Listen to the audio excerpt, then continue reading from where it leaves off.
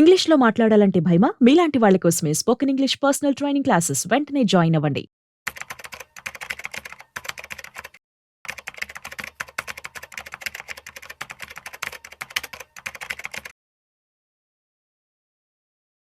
Hey all. So చాలా మంది కూడా కామెంట్స్ చేస్తూ ఉన్నారు, అన్న మా దగ్గర అంత డబ్బులు లేవు, మేము ఎలా కోటేశ్వర్లు అవ్వాలి అని చెప్పి.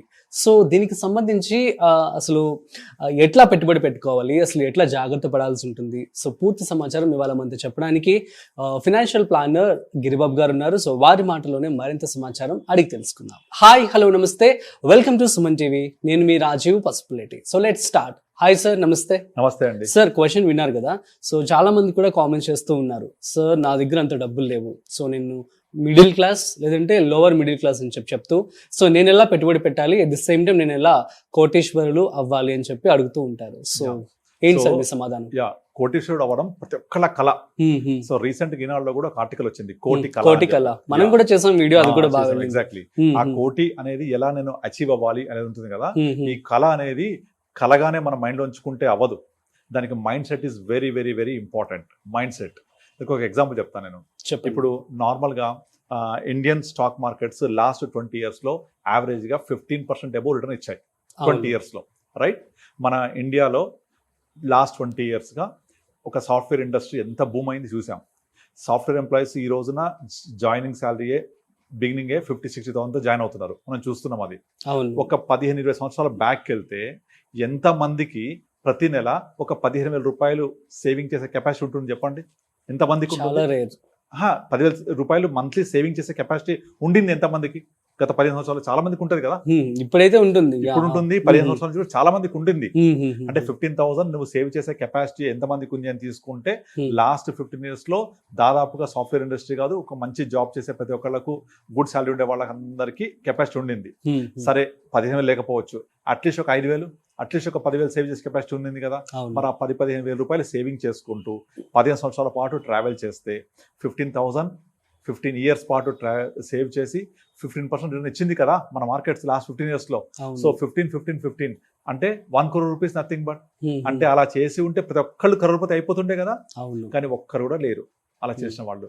అంటే వాళ్ళ కెపాసిటీ లేక కాదు, మైండ్ సెట్ లేక, విజన్ లేక, ఐడియాలజీ లేక, థాట్ ప్రాసెస్ లేక, నేను ఏం కావాలి అనే ఒక ఆలోచన లేక, నాలెడ్జ్. ఎగ్జాక్ట్లీ. మిడిల్ క్లాస్ ట్రాప్లో ఉండిపోయి నేను ఇంతే, నా బ్రతుకు ఇంతే, నేను ఇంతే ఉంటా, నాకు జీతం రాదు, నేను ఇంతే అనుకుంటే అక్కడే ఉంటాం.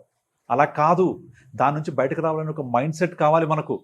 ఆ మైండ్ సెట్ రావాలి అంటే దానికి ఫస్ట్ యాక్షన్ తీసుకోవాలి. యాక్షన్ తీసుకొని ఏం చేయాలి, నేను నాకు వచ్చే శాలరీ ఎంత, నాకు వచ్చే శాలరీ నుంచి ఎంత ఖర్చు పెట్టాలి, నేను నాకు ఎంత మిగిల్చుకోవాలి. ఇప్పుడు చాలా మంది మనము ప్రభుత్వ పథకాలు చూస్తూ ఉంటాం. ఆల్మోస్ట్ 1947 నుంచి ప్రతి పంచవర్ష ప్రణాళికలో పేదరిక నిర్మూలన is the major primary motive. మనం చదువుకున్నాక చిన్నప్పటి నుంచి పంచవర్ష ప్రణాళికలు, మోడీ వచ్చాక ఆపేశారు వాటిని. బట్ ప్రతి పంచవర్ష ప్రణాళికలో కూడా పేదరిక నిర్మూలన is the highest biggest criteria. మరి ఎంతమంది పేదలు బయటకు వచ్చేసారు అందులో నుంచి, ఆ పేదరికంలోంచి ఎన్ని లక్షల కోట్లు ఖర్చు పెట్టారు మీరు క్యాలిక్యులేట్ చేయండి, తెలుస్తుంది.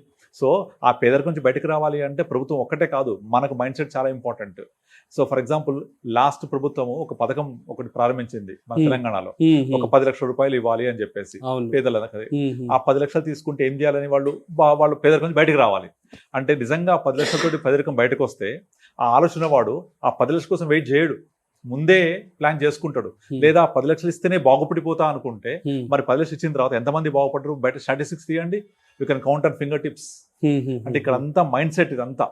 సో ఆ 15,000 15 years పాటు చేసుకుంటూ వస్తే 50% ఇచ్చింది కదా మార్కెట్. కానీ మరి ఎంతమంది ఆ ట్రావెల్లో జర్నీ చేశారు? సో ఆ జర్నీ చేసిన వాళ్ళు అయ్యారు కదా, అవ్వచ్చు కదా. ఇది రాకెట్ సైన్స్ కాదు కదా. సో దీని అంతటికి mind set is very important. So కనుక నేను పేదరికంలో పుట్టిన వాళ్ళు బయటకు రావాలి అని మన కామెంట్స్ అవుతూ ఉన్నాం మీరు చెప్పినట్టుగా. బట్ ఎంతమంది అలా బయటకు రావడం కోసం ఒక స్టెప్ వేశారు, ప్లాన్ ఆఫ్ యాక్షన్ తీసుకున్నారు? లెక్క వేయండి, ఒక్కరుండరు. ఊరికి డైలాగులు చెప్పడం వరకే చేస్తూ ఉంటారు. ఇప్పుడు ఈ టాపిక్ మీద కూడా డైలాగులు చెప్తూ ఉంటారు, అందరు కామెంట్ రాస్తూ ఉంటారు. సో మీరు చెప్తారు ఇట్లా జరుగుద్దా, మాకు వచ్చే జీతంలో ఖర్చులు పోతాయంటే ఒక ఎగ్జాంపుల్ చెప్తాను. ఇప్పుడు ఒక సినిమాలో బ్రహ్మానందమును సునీల్ మాట్లాడుకుంటుంటారు. ఆ బ్రహ్మానందం అంటుంటాడు, అరే సునీల్, అరే నువ్వు ఎందుకు అన్ని సిగరెట్ తాగుతున్నావు, నువ్వు రోజుకి ఎన్ని తాగుతున్నావు, వారం కింద తాగుతున్నావు, నెలకిన్ని సిగరెట్ తాగుతున్నావు అని అంటూ ఉంటాడు. వాడు ఏదో లెక్క చెప్తూ ఉంటాడు. తర్వాత వారానికి ఎన్నిసార్లు మందు అవుతున్నావు, రోజుకి ఎంత, నెలకి ఎంత, వారానికి ఎంత లెక్కేస్తాడు. సమ్ ఫిగర్ వస్తుంది. అరే ఇవన్నీ డబ్బులు ఇంత వేస్ట్ చేస్తావు నువ్వు 15 సంవత్సరాలలో, లేకపోయి ఉంటే నువ్వు 2-3 బిల్డింగ్లకు ఓనర్ అయ్యేవాడివి అంటాడు. సో వాటి బట్టి అడుగుతాడు, మరి నీకు తాగుతావను అంటే తాగను అంటాడు. మందు కొట్టను, మరి 2 బిల్డింగ్లు ఏవి నీ దగ్గర అంటాడు కదా.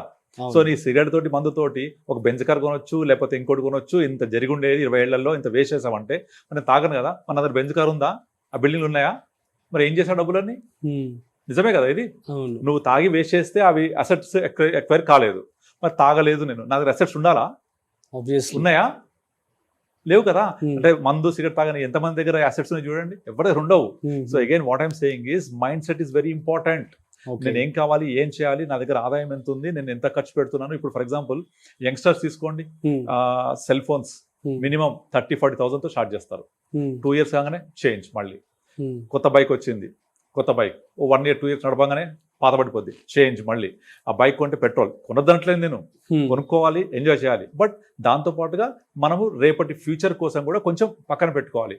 అప్పుడే కరోడ్పతి అవుతారు. మనం కరోడ్పతి అవ్వాలంటే ఓవర్ నైట్ ఇంపాసిబుల్. ఏదో మోసం చేయడమో లేకపోతే బ్యాంకు కన్నం వేస్తే తప్ప ఓవర్ నైట్ కారు. ఆ రెండు చేయకూడదు. మనం ఏం చేయాలి, మనకున్న ఆదాయంలో నుంచి కొంచెం పొదుపులాగా పక్కన పెట్టుకొని గ్రో అవ్వాలి. ఎక్కడ పెట్టాలి, ఎక్కడ పెడితే మనకు గ్రో అవుద్ది, అది మనం ఎక్స్పర్ట్స్ అడిగి తెలుసుకొని వాళ్ళ ద్వారా మనం చేసుకుంటే ఇంకా బెటర్గా మనం గ్రో అవుతాం. అలా టైం ఇచ్చి గ్రో అవ్వాల్సిందే. ఫర్ ఎగ్జాంపుల్ వారన్ బఫెట్ ఉన్నారు, ఆయన ప్రపంచంలోనే టాప్ 5 కుబేరులో ఒక ఆయన కదా. ఆయన వయసు ఎంత 96-97 years ఉంటాయి దగ్గర దగ్గర. ఆయన 80 years వరకు ఉన్న సంపద ఎంత ఉందో అంతకు 3 to 4 times ఇప్పుడు వచ్చింది. అంటే 80 years వరకు సంపాదించిన దానికి 3-4 times పెరిగింది ఇప్పుడు. అంటే 8 years పాటు అతను టైం స్పెండ్ చేశాడా లేదా? మరి అంత టైం లేకుండా ఇది వచ్చిందా? So time is the biggest asset for everything. మీరు నిన్న గడిచిపోయిన దానికి వెలగట్టండి, కట్టగలుగుతారా? తేలేరు. మీరు 10 కోట్లు తీసుకొని నిన్న టైం రాదు. అలాగే రేపటి టైంకి వాల్యూ ఉండదు. కనుక టైం వెల కట్టలేము, మనము వాల్యూ క్యాలిక్యులేట్ చేయలేము. So time is the biggest asset. దాంట్లో ఇన్వెస్ట్ చేయాలి. అంటే టైం ఇన్వెస్ట్ చేయడం నథింగ్ బట్ ఇన్వెస్ట్ చేసి వెయిట్ చేయండి. ఇప్పుడు మనం ఒక వీడియో కూడా చేసాం ఇదివరకు. ఏంటంటే ఒక పిల్లలు పుట్టగానే పుట్టిన నెల నుంచి 1000 rupees అంతే, ఎక్కువ కూడా వద్దు, చేస్తూ పోండి 1000 rupees.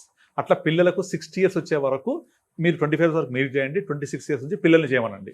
మళ్ళీ ఆ అబ్బాయి పెరిగి పెద్ద ముసలోడు అయ్యేదాకా 1000 rupees, సేమ్ 1000 చేస్తూ పోండి. మీకు 60 years తర్వాత మీకు ఒక 15% మార్కెట్ రిటర్న్ ఇస్తే హీన పక్షంలో ఒక 70-80 కోట్లు అయింది అని ఒక వీడియో చేసాం. అవుతుంది, ఎక్కేసుకోండి కావాలంటే సిప్ క్యాలిక్యులేటర్లో. నాకు మొత్తం చాలా నెగిటివ్ కామెంట్స్. ఏమని, నువ్వు ఉంటావా, నువ్వు ఇస్తావా 80-50 కోట్లు రాసిస్తావా, ఇప్పుడే ఇస్తాను నేను, ఇట్లా కామెంట్స్. ఎంతమంది దానికి ప్రాక్టికల్ గా అవసరం అవుతుందా, ప్రాక్టికల్ గా చేయగలమని ఆలోచించారు? ఒక్కరుండరు. But as per the statistics this is true. మీరు లాస్ట్ 40 years 50 years నుంచి మ్యూచువల్ ఫండ్స్ ఉన్నాయి. మీరు మ్యూచువల్ ఫండ్స్ పెట్టిన వాళ్ళు అందరి వాల్యూ పెరిగింది అట్లా. కానీ ఎంతమంది విజన్ చేయగలుగుతారు దాన్ని? ఎవరు ఉండరు. ఇప్పుడు అందుకే చెప్తుంటారు, investment return, investor return can never be same. Investment ఇంత రిటర్న్ ఇస్తే ఇన్వెస్ట్ ఇంత తీసుకుంటాడు. దాని గ్రాఫ్ కూడా ఉంటుంది. ఇంత ఇన్వెస్ట్మెంట్ రిటర్న్ ఇస్తే ఇన్వెస్ట్ ఇంతే తీసుకుంటాడు. ఎందుకంటే అలా ట్రావెల్ చేయలేడు. కొంచెం ఏదో అవసరం ఉంది తీసేసుకోవడం, ఏదో అవసరం ఉంది ఖర్చు పెట్టడము, లేకపోతే నాకు ఆ అవసరం పెద్దది కనిపిస్తుంది కనుక ఫ్యూచర్ అవసరం చిన్నగా అయిపోతున్నప్పుడు. సో ఇదంతా ఏంటి, మైండ్ సెట్. కనుక కరోడ్పతి అవ్వాలి, నాకు ఎంత ఉంటే కరోడ్పతి అవుతా, నేను పేదరికం ఉండిపోతా అంటే డెఫినెట్లీ అవసరం లేదు. మీరు మైండ్ సెట్ కనుక మార్చుకుంటే ప్రతిదీ ప్రాక్టికల్ గా పాసిబుల్ అవుతుంది. దీనికోసం మీరు ఇప్పుడే ముందే మీరు కోటీశ్వరం అవ్వక్కర్లేదు. మీరు వేలాధికారి అయితే లక్షాధికారి అవ్వచ్చు, లక్షాధికారి అయితే కోటీశ్వరుడు అవ్వచ్చు. ఫస్ట్ వేలాధికారి కదా మీరు, ఆ వేలాధికారి నుంచి అలా కొంచెం కొంచెం సేవ్ చేయండి, లక్షాధికారి అవుతారు. ఆ లక్షాధికారి అక్కడ నుంచి కోటీశ్వరు అవుతారు. దీనికి ఒక టైం ఫ్రేమ్ ఉంటుంది. ఎప్పుడు కావాలి, నా డ్రీమ్స్ ఏంటి, గోల్స్ ఏంటి, ఎలా అచీవ్ అవ్వాలి, ఆ టైం ఫ్రేమ్ ప్రకారంగా మనం చేసుకుంటూ వెళ్తే డెఫినెట్లీ మనం అవ్వచ్చు.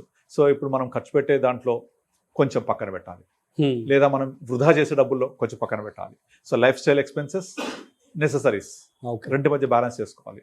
Necessaries essential, compulsory, but life style expenses can be changed. అంటే మనము ఎదుటి వాళ్ళని మనం ఇంప్రెస్ చేయాలని ట్రై చేస్తే ఎప్పటికీ సక్సెస్ కాలేం కదా.